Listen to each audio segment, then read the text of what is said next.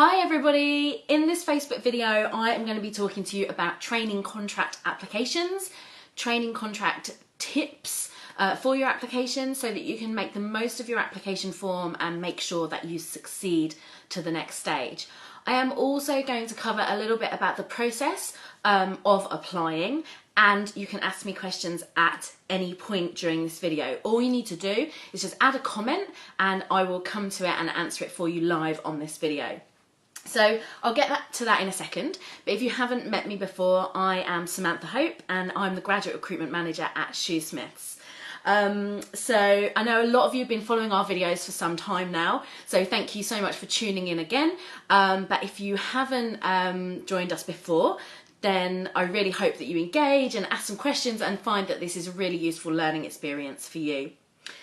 So I just want to check that you can hear me okay, so just hit the wow face for me and I'll be able to see those coming through. So a little bit about me before we get started. My experience is actually having done a law degree myself. I then worked in recruitment and for the NHS for a number of years before joining Shoosmiths around 9 years ago. So I've always worked in graduate recruitment in Shoosmiths. A fairly long time, but I do really enjoy my job here, especially because it is so varied and because we have offices all across the UK. It means that I'm getting out and about and meeting people, meeting you, meeting our trainees a lot of the time. So I manage the trainee solicitor programme, and that's really everything involved in the programme, right from attraction, going out to universities, campus events, running workshops and insight evenings, all of the recruitment, so the applications, the video interviews and the assessment centres. And then also we look after the trainees once they join us as well, right up to the point of qualification. So we've got loads of vacancies at the moment, and you might have read our recent press release about the expansion of our training contract, which is really exciting for us.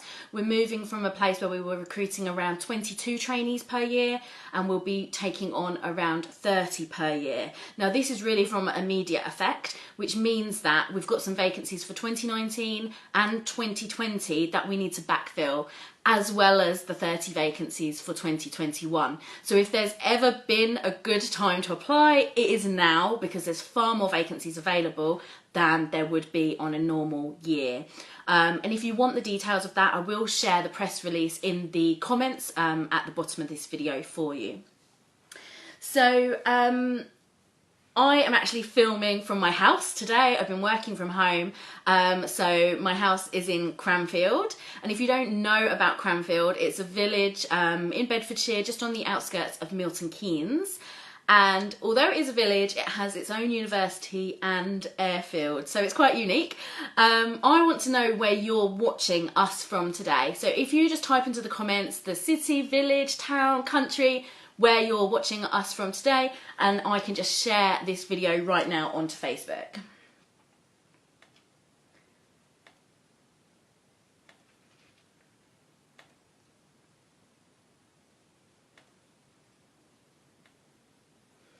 Okay, thank you. So that's totally enough about me. I want to know a bit about you, so thank you for sharing where you're watching from, but also if you think there's a friend or a colleague that should be watching this video right now, or who might be able to jump on and watch it later, then just tag them in the comments as well. You can select to invite them to watch straight away, so we'd love if you wouldn't mind sharing this video with your friends if you think it will be useful for them. So what I'm going to do is just run through some advice around the process to applying for a training contract at Shoosmiths. I'll then tell you some kind of do's and don'ts about applications, and then I'll answer any of your questions. So basically the deadline is the 31st of May. So you've got just less than a month now to submit your training contract application. It's really simple. You go onto our website, find the careers page and hit ready to apply and follow that through. You input all of your personal details, as you would expect, your work experience, your education history and your achievements and certificates, your degree, post-grad information. But the area that we think that you should spend the most amount of time on the application form is the competency questions. So I think there's 4 on our application form. And each of them has an allocated word count. So please do look at the word count and make sure that you're trying to maximise the amount of space that you have to write in there. My colleague Amy just shared a blog post this week called Conquering Competency Questions, and it's actually really useful. She breaks down a question and talks through how to maximise the amount of points that you're going to score within a competency question. So please do have a read of that before you go and answer your own questions. Of course, she's not giving you the complete answer for one of our questions on our application form, but it is really so useful. You wouldn't believe the amount of time we talk about maximising the word count, and you're probably watching this thinking that's obvious, like I always do, but we also receive so many applications where people don't, where it is a one sentence answer, and I will share a screenshot of one of those for you, because you almost won't believe it, but it's just such a waste of the person's time for submitting it, taking that time to do that, but also hours when other candidates can be getting through. So just make the most of the application form. So if you are successful at application stage, so that means if you meet the minimum criteria that we're looking for you to meet, then you will be invited to an online video interview. Now, we are screening the applications on a rolling basis, which means that you might submit your application form today, you might hear back from us tomorrow, you might hear back from us in a week. It really just depends on when we get round to screening your application in this process. It might be even that you hear from us after the deadline. My advice to you is to submit your application form as soon as possible, because that gives you the most time to prepare for the video interview and for the assessment centre if you get through to that next stage.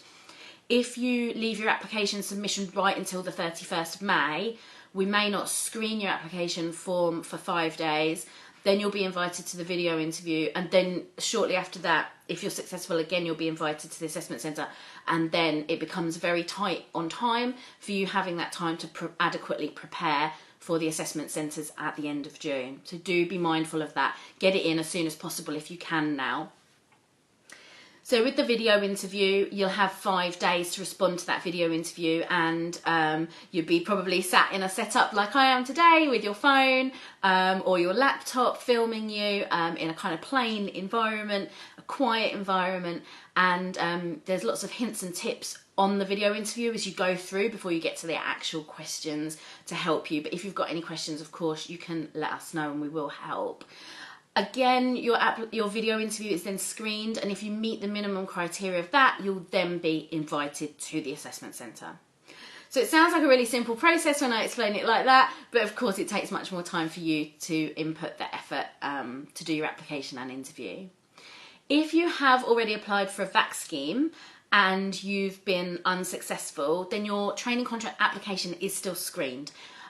It doesn't mean that you won't be successful for an assessment centre, and the way that works is because of simply down to numbers. So for VAC schemes, we probably have around about 40 candidates that come into the firm, but for assessment centres we'll have more like 140 candidates that we see on assessment centre. So it's just the numbers are totally different in terms of getting through those stages. So you are still in with a chance, and please don't be disheartened if you haven't been successful for the VAC scheme. So I just want to talk to you about kind of what's coming up next as well in the process, because from the 31st of May, of course, the deadline for training contract ends, and that it will be the kind of end of this recruitment round, and we'll be into our assessment centres and selection at that point. So what happens next? So if you've been unsuccessful, you want to know what's coming up that you can look out for, then our application for Insight Evenings will open in September on our website. So that's the next thing that you need to be thinking about applying for. And those Insight Evenings take place in January or February across all of our offices where we take on trainees. So do apply for that. And then the VAC scheme and training contract application will open in December 2019, and that will be for obviously the selections coming the following year. At that point, we'll be recruiting trainees for 2022, so far ahead. The other thing, of course, to look out for is law fairs and other kind of workshops happening in universities and events. We are going to be doing some exclusive open days with a number of universities, and we will publish those on our website, but also across all of our social media channels. So do keep an eye out for those too. Okay, so let's just check and see if anybody has asked any questions so far. Bear with me. It's just loading. Okay, so I'm gonna have a stop, answer some of your questions, and then I'll come on to some of the application top tips and then answer some more questions at the end. So I can see we've got quite a few questions that have come through already. So thank you so much for tuning in. Lizzie says, I got through to the video interview stage of the Shoosmiths summer VAC scheme, but I didn't get placed. Will I have the opportunity to redo the interview for the training contract, or will it be the same video to be used? So somebody asked me this question on Instagram yesterday, actually in our Q&A on our Instagram story, and actually we're in two minds about this, and we'd really welcome your feedback about whether you would like to retake the interview or not. What we're really conscious of is not making you go through that process again. It's more time, it's more effort for you to have to put in, because then if you go through an assessment centre as well, again, you've got to prepare for that. So we're really conscious of not putting too much pressure on you through this process. But of course, you may feel like you didn't do good enough and you might want to do it again, and that would be with different questions. So actually, I'd really welcome your feedback about that, and we are in the process of making a decision about that at the moment. So I'll keep you up to date with that. Paolo says, if I've previously applied and I was unsuccessful, can I apply again using new information to create a stronger application?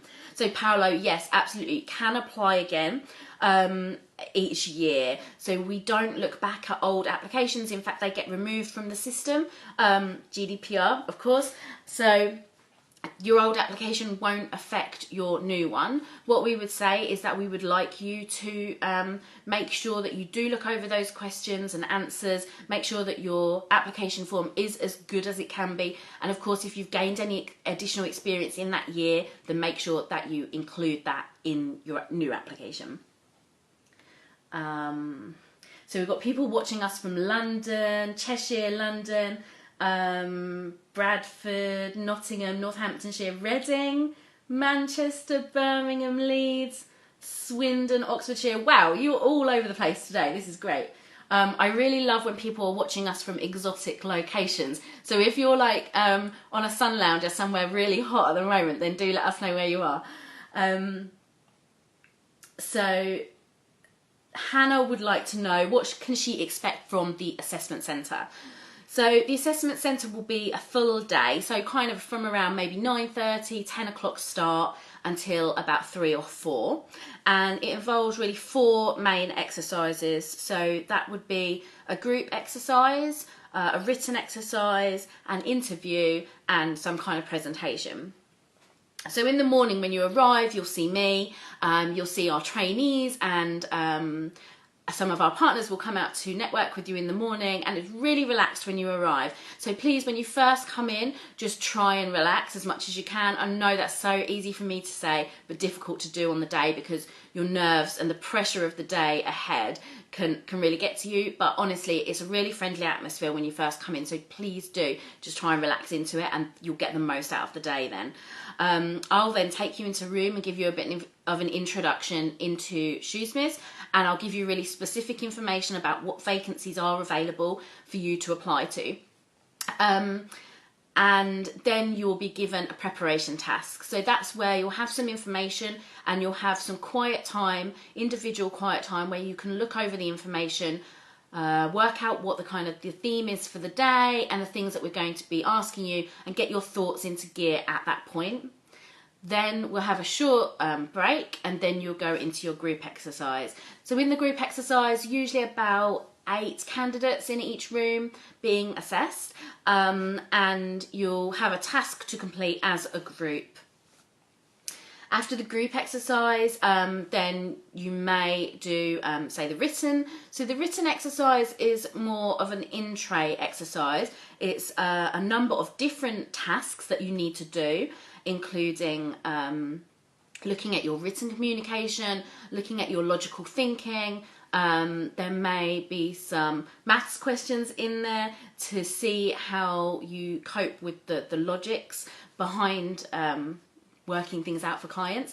And it's not really something that you can prepare for, except for trying to be calm, making sure that you read through the instructions to do your best. And then you'll have the presentation and interview. So the presentation will just be to the two people who are interviewing you. It's not a presentation to the entire group of candidates, and it's usually not a presentation that you prepare in advance.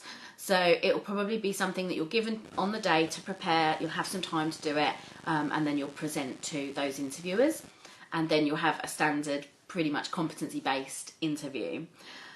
As well as those main key exercises, you will also get some Q&A and coffee time with our trainees.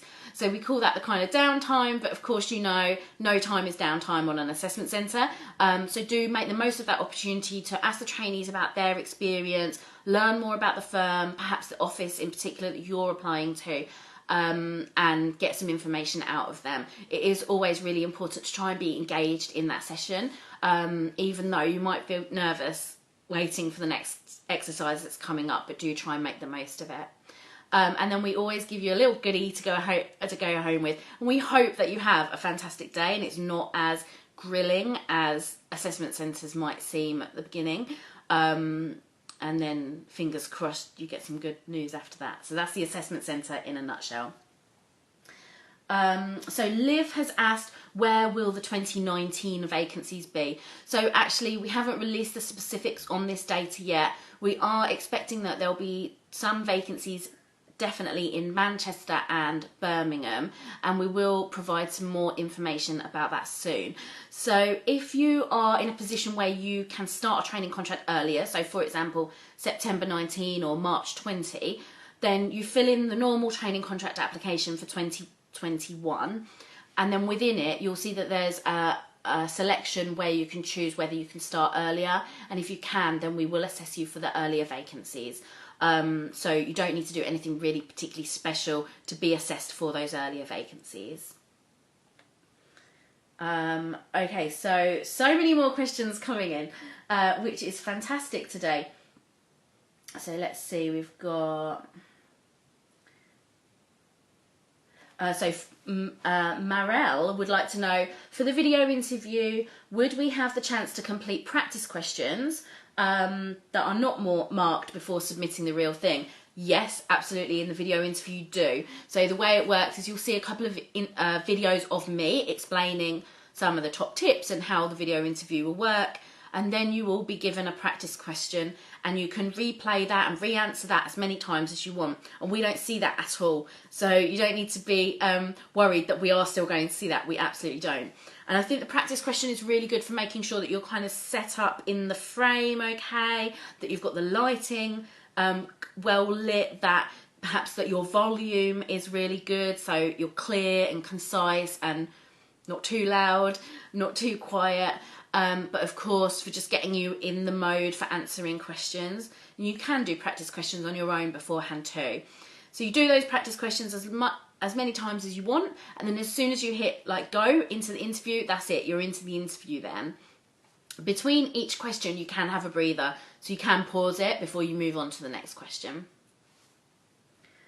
We've got somebody who's watching us from Romania. Hello, I was in Bucharest recently, so I'm not sure what area of Romania you're watching from. Nabil would like to know, what is the process following an application for a training contract if you are successful?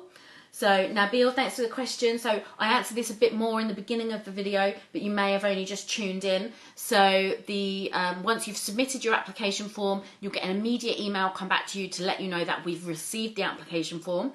And then at that point we will start to screen it. You will hear back from us absolutely no later than the second week in June about the outcome of your application form. So you'll either receive an email to say congratulations, you've moved on to the next next part of the process, which is the video interview, or you might receive an email to say that you've been unsuccessful this time. If you are unsuccessful, then we will try to give you some hints and tips in there about why, and also direct you to some useful resources so that you can build and develop for next time if you want to apply again. Terry says they missed the first few minutes, but after submitting a training contract application, what kind of time frame would we expect to hear from you within? So Terry, you'll hear from us no later than the second week in June, but we hope that we will be getting back to you much quicker than that because we are screening on a rolling basis. Okay, so I can see that loads more questions are going to come in, and I'm just going to continue to answer them for you because if this is what you want to know, then I really want you to go away with the answers. So Lizzie is asking, when will the video interview stage occur? I'm conscious that I've got lots of exams in June, so I'm a bit worried about the timing. So the video interview will happen really over the next month. So if your application comes in now, we'll screen it and then we'll invite you to a video interview as soon as we know whether you've reached that stage. So essentially, the sooner you get the application form in, the sooner you'll get the video interview, and it won't clash with your exams.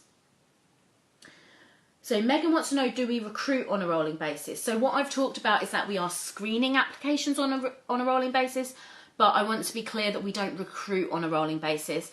We do not fill all our spaces on a training contract assessment day and then go, oh no, we're not going to look at any more application forms because we've already filled the places. That doesn't happen. Anybody who submits an application to us will be assessed and has as much chance as anybody else of getting through to the next stage. So we screen on a rolling basis because we're looking for you to meet minimum criteria, and we can tell that from just screening one application at a time as we go, but we do not recruit on a rolling basis. Liv would like to know, what's the age range of the current trainees? Sounds silly, but as an LPC graduate, there's always an irrational worry that I'll be one of the oldest on the intake. So I don't know the specific age of our trainees, but they really do range between kind of fresh out of uni to people who have had a number of years of paralegal experience, to people who are career changers, therefore have quite a number of years experience, and people who have families as well. So a number of our current trainees have young children, which I think is always an important thing to talk about because these days careers and families and lives don't always happen in the order that we expect, and can overlap, and that doesn't mean that you can't then still achieve your goal, your career goals.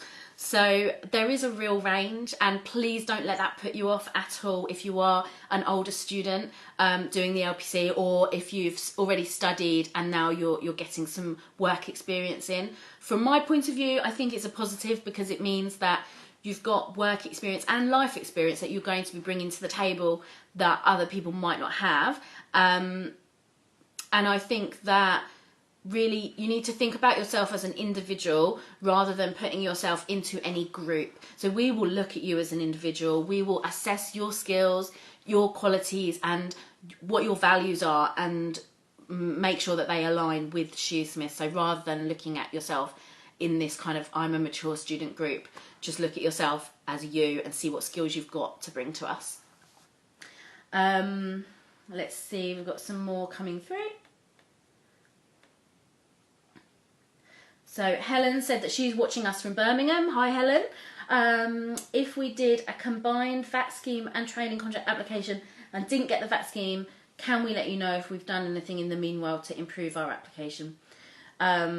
So yes, absolutely. So the way that we work with our VAT schemes is that you have to submit the VAT scheme application form with a training contract application form, which may mean that actually between submitting it and now you've done some other experience, or you've got something that you want to add to your application form. You can just log back into the application form. So you either find the email and your login details that way, or go back through our website as if you're going to apply again, and you'll be asked to log in. And then you'll see a section to add supplementary information, and that will be assessed. So we get notified when supplementary information is added, but yeah, do that. We're more than happy to read that additional information and take that into account. So Hannah is asking, with your decision regarding whether or not to introduce another video interview for the unsuccessful VAC scheme candidates, does this mean the video interviews as well as original application count towards being invited to an assessment centre? So the way that would work, Hannah, is your application form would be screened against the training contract criteria, and at that stage, if you met the minimum criteria, you would be invited to a video interview. However, if you've already submitted a video interview, then we could take that video interview into account instead. So the application form would still be assessed again against the new criteria, but it's whether you then, if you get successful at that stage, whether you use your current video interview or if you want to do a new one.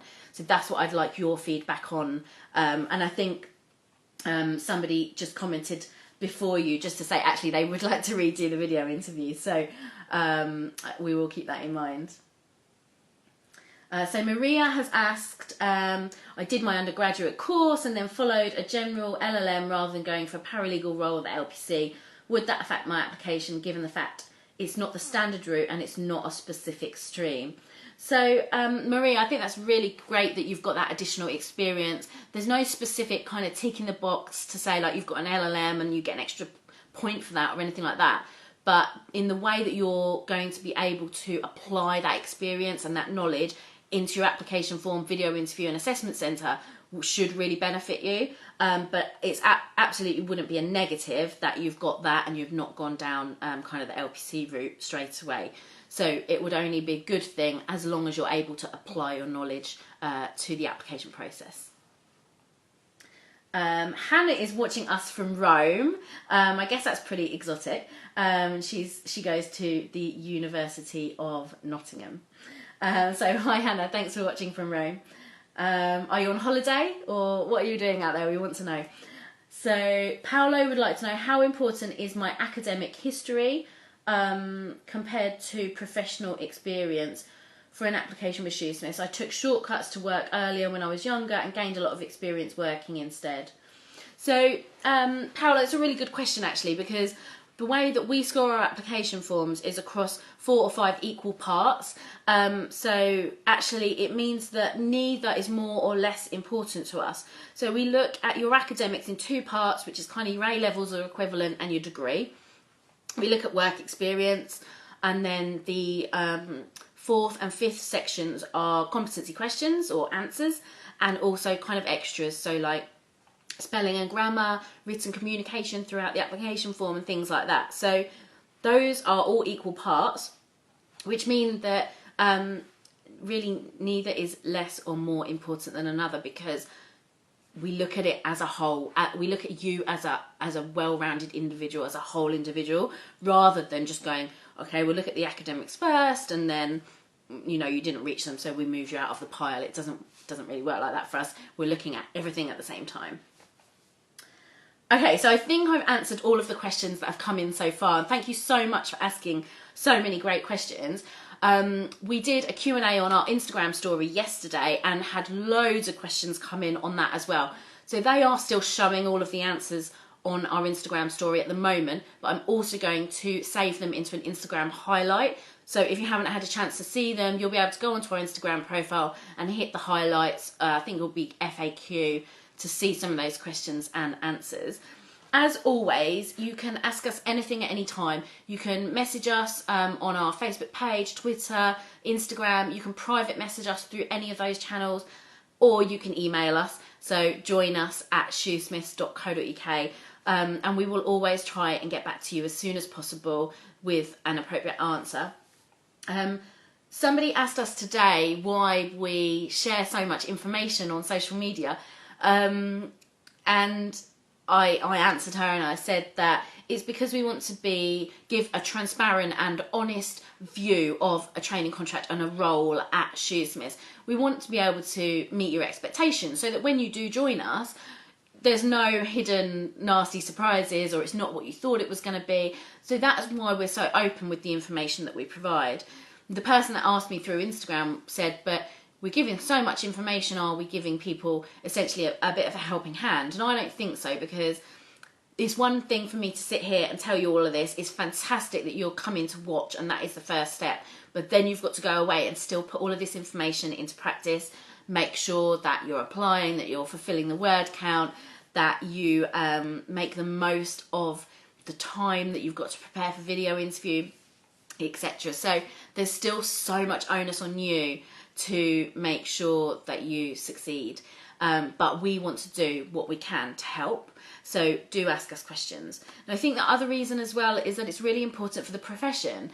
And as you know, you'll have read a lot about how the profession can be a bit closed off to some people. And we don't think that that's right. And we want it to be accessible. And that's exactly why we did these videos, because we want everybody to be able to have the chance to watch and learn this information, even if they can't necessarily get to an insight evening or an event or a law fair, or maybe graduated at uni ages ago, so don't have those university networks anymore. So please do share this video, tag a friend, share it on your page, and don't forget to log into our Facebook page. Go and have a look at the events tab and see all of the upcoming videos, because there might be some other topics that you are interested in that we're going to be talking about soon. Yeah, and just thank you so much for watching, really. So if you've got any more questions, then do pop those into the comments box now for me. And let's see, I had a few bits more that I wanted to cover with you.